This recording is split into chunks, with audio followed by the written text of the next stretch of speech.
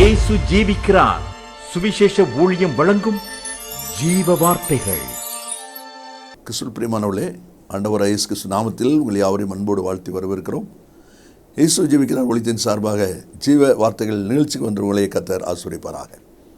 ஒவ்வொரு வாரமும் இதே நேரத்தில் இந்த வார்த்தைகளை கேளுங்கள், அநேகரை கேட்க செய்யுங்கள். ஒளித்திலே பயன்படுத்த விரும்பினாலும் எங்களுடைய வெளியீடுகள் தேவையானாலும் எங்களோடு தொடர்புள்ளுங்கள். நான் ஒருமித்து அவர் நாமத்தை உயர்த்துவோமாக. அவர் தமது வசனத்தை அனுப்பி அவளை குணமாக்கி அழிவுக்கு தப்புவிக்கிறார் என்ற வார்த்தையின்படி இந்த வார்த்தையை விசுவாசித்து ஸ்தோத்திரம் செலுத்தி நன்றி செலுத்தி செயல்படுகிற ஒவ்வொருடைய வாழ்க்கையிலையும் நன்மை உண்டாயிருக்கும் சந்தேகமே இல்லை. இந்த நாளிலும் தேவன் நமக்கு தருகிற வார்த்தையை நான் வாசிக்கிறேன், ஜெபத்துடன் கேளுங்கள். யோபின் புஸ்தகம் 1 அதிகாரம் 21 கர்த்தர் கொடுத்தார், கர்த்தர் எடுத்தார், கர்த்தருடைய நாமத்துக்கு ஸ்தோத்திரம். கிறிஸ்து பிரியமானவர்களே, இந்த வார்த்தை பொதுவாக நம்முடைய வாழ்க்கையில் இழந்து போன காரியங்களுக்காக குடும்பத்திலேயா நபர்களை நாம் இழந்து போனால் கொடுத்தார் எடுத்தார் என்கிற அனுபவங்கள் அநேக சமயங்களில் நம்முடைய வாழ்க்கையில் வரும். ஆனால் இன்றைக்கி ஆண்டவன் நமக்கு அதில் என்ன ஒரு காரியத்தை செய்கிறார், கர்த்தர் எனக்கு கற்றுக் கொடுத்ததே நான் உங்களோடு பகிர்ந்து கொள்ள விரும்புகிறேன். 2021 வருஷத்தை நம்ம கடந்து 22வது வருஷத்தில் பிரவேசிக்க ஆண்டவர் உதவி செய்திருக்கிறார். 2 வாரங்களே நாம் கடந்து வந்திருக்கிறோம். என்றாலும் நாம் கடந்து வந்த பாதைகளை நினைக்க முடியாத ஒரு சந்தர்ப்பத்தை ஆண்டவர் வேண்டு தருகிறார். என்ன? கர்த்தர் கொடுத்தார், கர்த்தர் எடுத்தார், கர்த்தருடைய நாமத்துக்கு ஸ்தோத்திரம். 2021 வருஷத்தை கர்த்தரே கொடுத்தார், கர்த்தரே எடுத்தார் என்றால் 21 வருஷத்தை கர்த்தரே நிறைவேற்ற உதவி செய்திருக்கிறார்.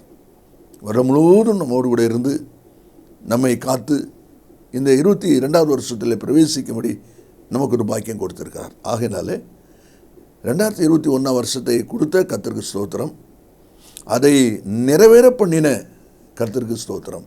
அதைத்தான் இந்த பகுதியை நாம் அறிந்து கொள்ள போகிறோம்.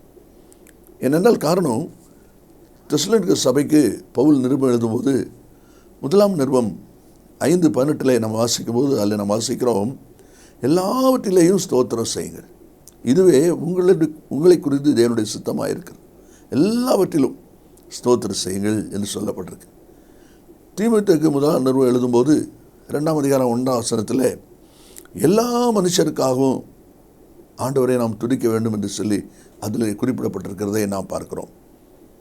தானியேல் 6 அதிகாரம் 10 சிங்கக்கபில போட போகிற காரியம் உறுதி நிச்சயம் என்பது தானியேலுக்கு தெரிந்தபோது அவன் எப்பொழுதும் போல ஜெபம் பண்ணி கர்த்தருக்கு ஸ்தோத்திரம் செலுத்தினான் என்பதையும் பார்க்குறோம். இந்த வத்தில் கேட்கிற அன்பு நேச பிள்ளைகளே, 21வது வருஷத்தை கர்த்தரே கொடுத்தார், கர்த்தரே நிறைவேற்றியிருக்கிறார். அதை அவருடைய சித்தப்படி நிறைவேற்ற கர்த்தர் உதவி செய்திருக்கிறார். ஆகையினாலே கர்த்தருடைய நாமத்துக்கு ஸ்தோத்திரம். என்னென்ன அனுபவங்களை நாம் கடந்து வந்திருக்கிறோம் என்பதை தான் சில வசனங்கள் மூலமாக நாம் சிந்திக்க போகிறோம். ஆதியாகமம் 24வது அதிகாரம் 27வது வசனத்தை நாம் வாசிக்கும் போது எலியேசர் சொல்கிற வார்த்தை கவனிகள். என் எஜமானாகிய ஆபிரகாமின் தேவனாயிருக்கிற கர்த்தருக்கு ஸ்தோத்திரம். எதுக்கு இந்த ஸ்தோத்திரம் செலுத்துகிறார்? அதில் வாசிக்கிறோம், அவர் தம்முடைய கிருபையும் தம்முடைய உண்மையும் என் எஜமானை விட்டு நீக்கவில்லை. நான் பிரயாணம் பண்ணி வருகையில் கர்த்தர் என் எஜமானுடைய சகோதரர் வீட்டுக்கு என்னை அழைத்து கொண்டு வந்தார். ஆகையினால கர்த்தருக்கு ஸ்தோத்திரம். அப்படியானால் எஜமானுடைய விருப்பத்தை செய்யும்படி நான் அனுப்பப்பட்டேன். அதை செய்வதற்கு ஆண்டவர் என்னோடு கூட துணை இருந்து என்னை நடத்தியிருக்கிறார். அதை தான் 48வது வசனத்திலையும் நாம் அதில் வாசிக்கிறோம். என்னை நேர்வழியாய் நடத்தி வந்த கர்த்தர் என்று சொல்லி அவன் சொல்வதை நாம் அதில் பார்க்கிறோம். இந்த வார்த்தையில் கேட்கிற அன்பு நேச பிள்ளைகளே, நாம் கடந்து வந்த பாதைகளிலும் தேவன் நம்மை நடத்தின அனுபவங்களை யோசித்து பாருங்கள். உபாகமம் 1 அதிகாரத்தில் 31வது வசனத்தை நான் வாசிக்கும்போது அதில் வாசிக்கிறோம், ஒரு மனிதன் தன் பிள்ளையை சுமந்து கொண்டு போவது போல நீங்கள் இவ்விடத்துக்கு வருகிற வரை, அதாவது வருஷத்தின் முடிவை முடித்து இந்த 21ஆம் வருஷத்தை ஆரம்பிக்கிற இந்த நாட்கள் வரை இவ்விடத்து நடந்து வந்த வழிகள் எல்லாவற்றிலும் உங்கள் தேவனாய் கர்த்தர் உங்களை சூழ்ந்து கொண்டு வந்ததை கண்டீர்களே. பார்த்தீங்களா? அப்போது கர்த்தர் கொடுத்த நாட்களை அவரே நமக்கு நிறைவேற பண்ணியிருக்கிறார். நடந்து வந்த பாதைகள் எல்லாவற்றிலும் நம்ம நடத்தியிருக்கிறார்.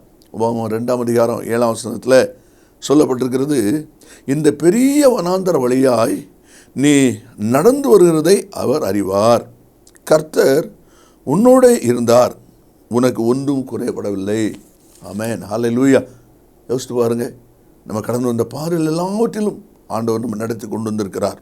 அதற்காக கர்த்தருக்கு ஸ்தோத்திரம் என்கிறதான அனுபவம் முதலாவது இருக்கிறதை நாம் அதில் பார்க்கிறோம்.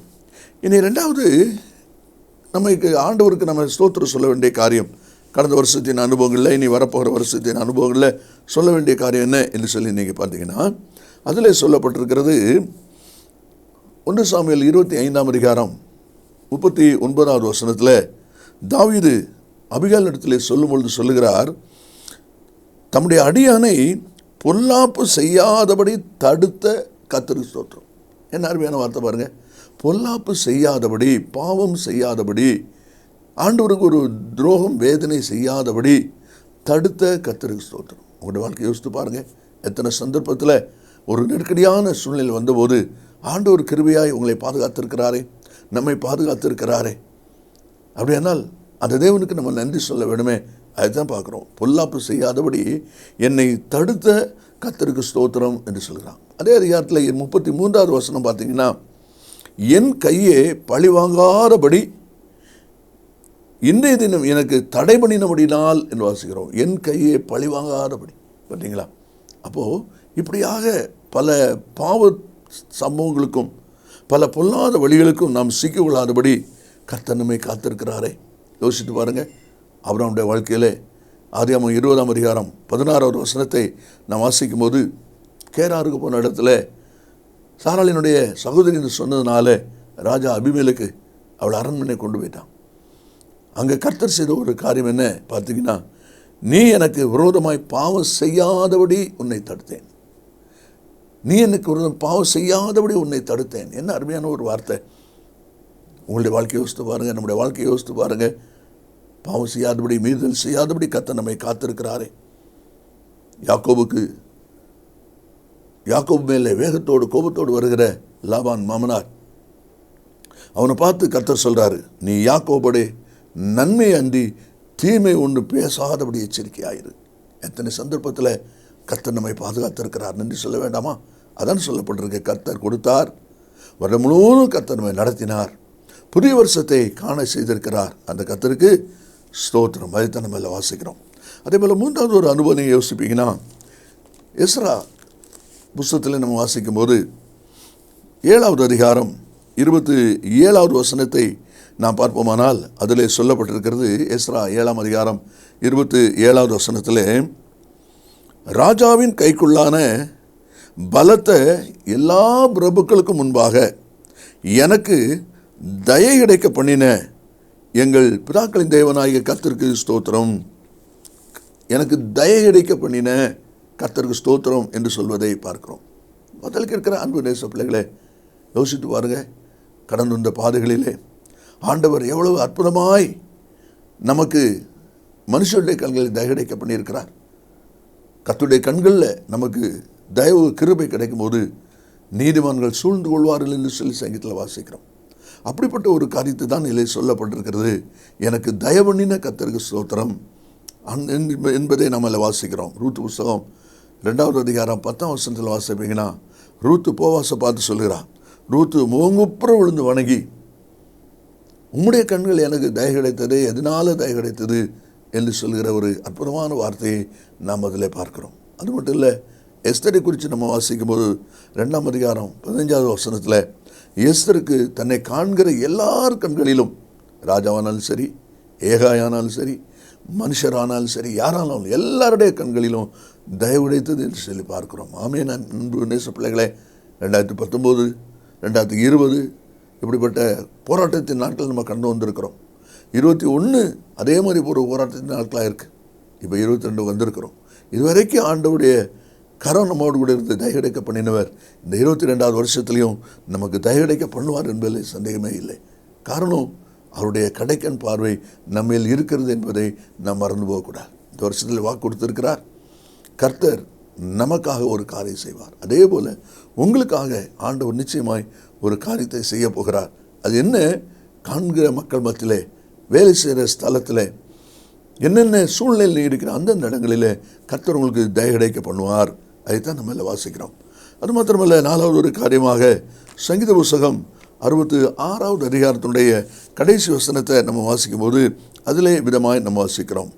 என் ஜெபத்தை தள்ளாமலும் தமது கிருபையை என்னை விட்டு விலக்காமலும் இருந்த தேவனுக்கு ஸ்தோத்திரம் உண்டாவதாக. என்ன அருமையான வார்த்தை பாருங்கள். அதில் சொல்லப்பட்டிருக்கு, என் ஜெபத்தை தள்ளாமலும் தமது கிருபையை என்னை விட்டு விலக்காமலும் இருந்த கர்த்தருக்கு ஸ்தோத்திரம் உண்டாவதாக. ஜெபத்தை கர்த்தர் கேட்டிருக்கிறாரே, அந்த ஜெபங்களுக்கு கர்த்தர் பதில் கொடுத்திருக்கிறாரே. அந்த தேவன் இன்றைக்கு நம்மத்திலே ஜீவனோடு இருக்கிறார். அவர் தள்ளி போடவில்லை, அவர் விலைக்கு போடவில்லை. ஆகினால கர்த்தருக்கு ஸ்தோத்திரம். கடந்து வந்த பாரு, யோசித்து பாருங்க, கர்த்தர் எத்தனை ஆச்சரியமாய், அதிசயமாய், அற்புதமாய் நம்மை வழிநடத்தி கொண்டு வந்தார் அல்லவா? அதை தான் இந்த வசனத்திலே சொல்லப்பட்டிருக்கிற பார்க்கிறோம். 19ஆம் வசனம் வாசிங்கன்னா, மெய்யாய் தேவன் எனக்கு செய்து கொடுத்தார், என் ஜெபத்தின் சத்தத்தை கேட்டார். மெய்யாகவே உண்மையாகவே என் ஜெபத்தின் சத்தத்தை கேட்டார், என் சத்தத்துக்கு ஆண்டவர் செய்து கொடுத்தார் என்று சொல்லி சங்கீதக்காரன் சொல்கிறான். அதே காரியம் நம்முடைய வாழ்க்கையில் நடந்திருக்கிறதை யோசித்து பாருங்கள். 102ஆம் சங்கீதம் 16வது வசனத்தை நீங்கள் வாசிப்பீங்களா?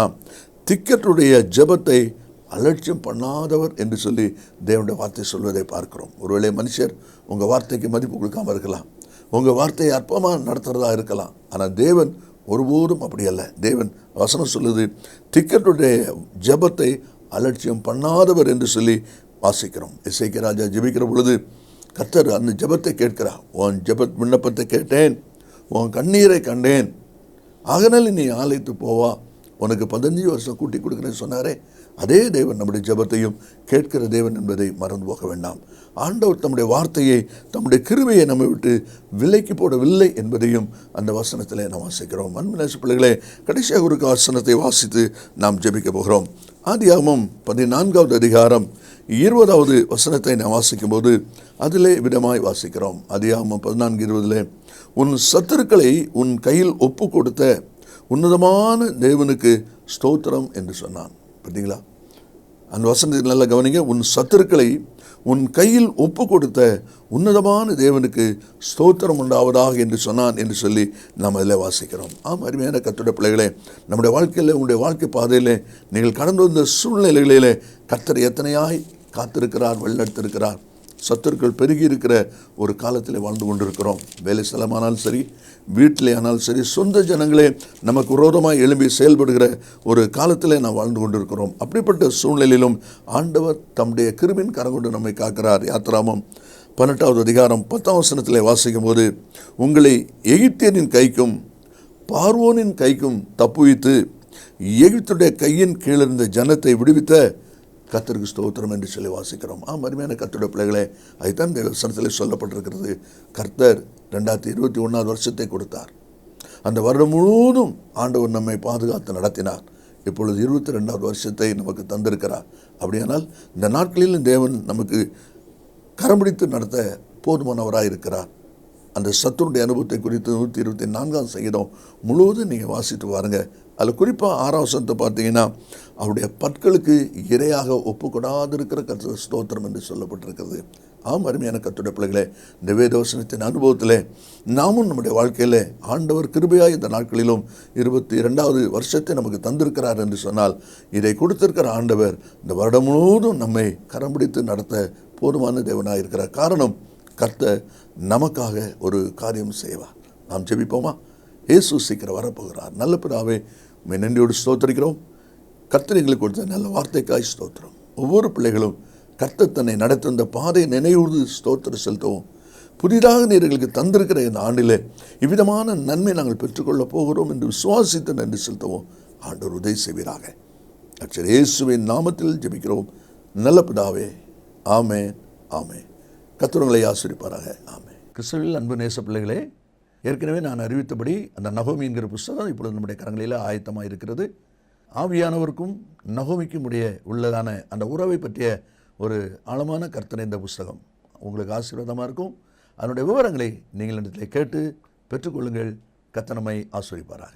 ஆமென். மேலும் விவரங்களுக்கும் உங்கள் ஜெப தேவைகளுக்கும் நீங்கள் எங்களோடு தொடர்பு கொள்ள வேண்டிய முகவரி, ஜீசஸ் லிவ்ஸ் காஸ்பல் மினிஸ்ட்ரீஸ், சகோதரர் John M Jeyaraj, 123A Dohnavur road, Mavadi, Nellai மாவட்டம், தென்னிந்தியா 627107.